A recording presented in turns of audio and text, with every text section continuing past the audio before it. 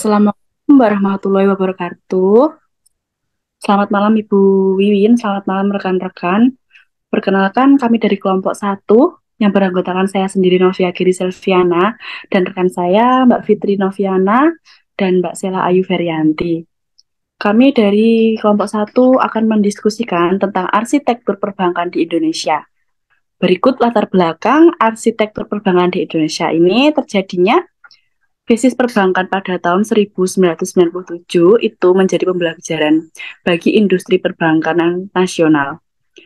Agar industri perbankan nasional memiliki ketahanan, kemampuan daya saing yang baik secara nasional maupun internasional, dan dapat mengatasi perubahan dan tantangan serta arah tercapainya di masa depan, maka Bank Indonesia harus membentuk program kerja arsitektur perbankan di Indonesia, yang kemudian membuat kerangka, acuan, atau blueprint arsitektur perbankan nasional yang menyeluruh dan dapat dipakai sebagai acuan bagi semua pihak yang terlibat dalam industri perbankan.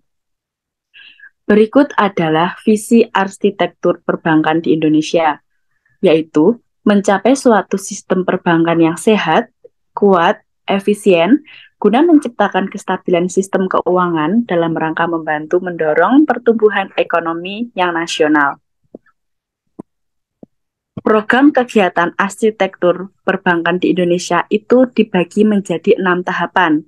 Yang pertama ada tahapan program penguatan struktur perbankan nasional. Yang kedua ada tahapan program peningkatan kualitas pengaturan perbankan. Lalu yang ketiga ada program peningkatan fungsi pengawasan.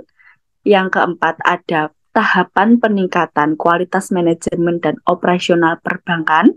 Dan yang kelima ada tahapan program pengembangan infrastruktur perbankan.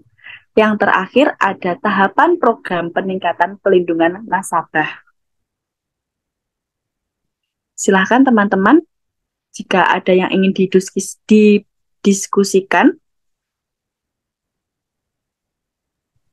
Baik, di sini saya akan mendiskusikan tentang berapa lama arsitektur perbankan di Indonesia memberikan tatanan yang baik pada perbankan.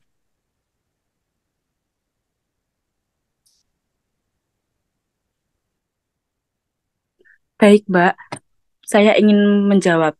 Berapa lamanya arsitektur perbankan di Indonesia itu sekitar 5-10 tahun ke depan.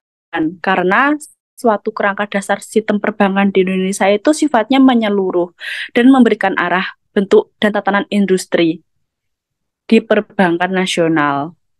Jadi untuk itu akan memakan waktu 5-10 tahun ke depan, Mbak Fitri. Oke, Mbak. Baik, terima kasih.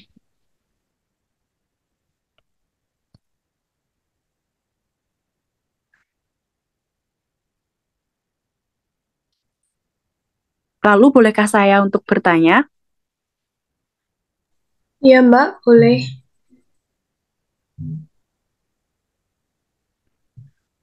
kenapa ya Mbak, arsitektur perbankan di Indonesia itu penting untuk pertumbuhan bisnis secara digital, khususnya itu di perbankan. Kalau menurut saya ya, Mbak, eh, itu penting karena sebagai perantara antara aplikasi yang satu dengan yang lainnya, sehingga platform itu tidak terbatas, melainkan juga bisa lintas platform. Contohnya, menerapkan Open API pada keuangan digital.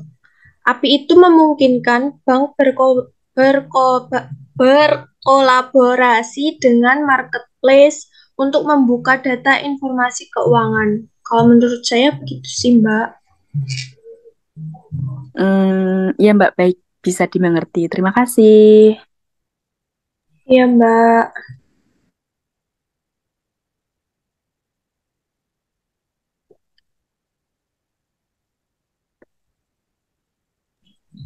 Lalu saya juga ingin bertanya, Mbak, eh, bagaimana ya upaya Bank Indonesia dalam menjaga stabilitas sistem keuangan di Indonesia itu?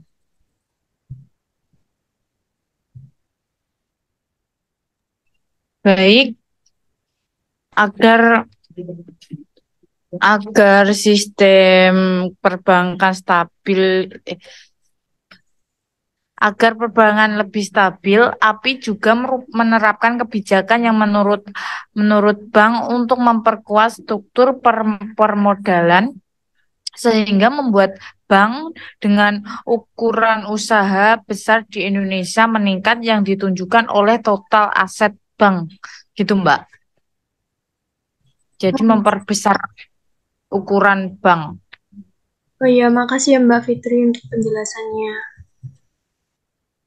Baik, di sini saya akan mendiskusikan sekali lagi tentang bagaimana peran API dalam sistem perbankan Indonesia.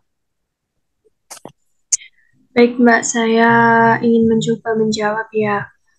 Bagaimana peran API dalam sistem perbankan di Indonesia itu adalah memberikan arah, bentuk, dan tatanan industri perbankan untuk rentan waktu 5-10 tahun ke depannya. Gitu Mbak Fitri.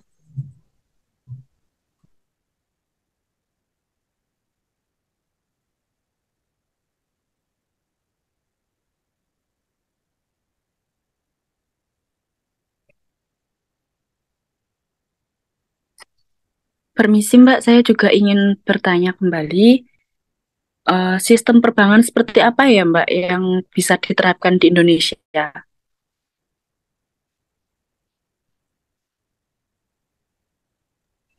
Baik, izin menjawab.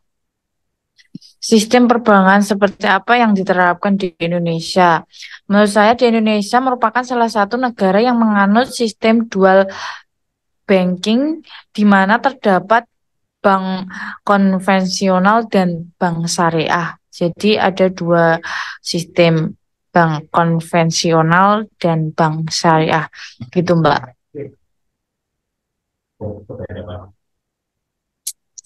Baik, terima kasih.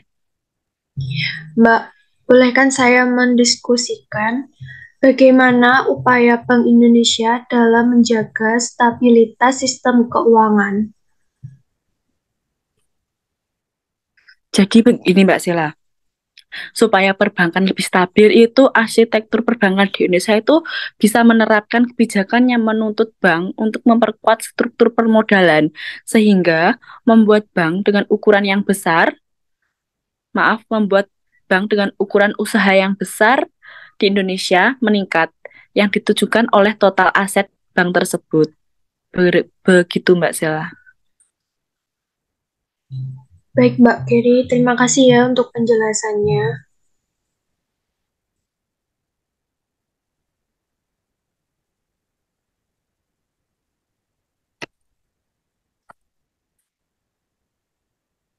Baik, sekian untuk diskusi kita malam ini. Untuk ada kurang dan lebihnya kita mohon maaf. Kami dari kelompok 1 izin undur diri. Wassalamualaikum warahmatullahi wabarakatuh.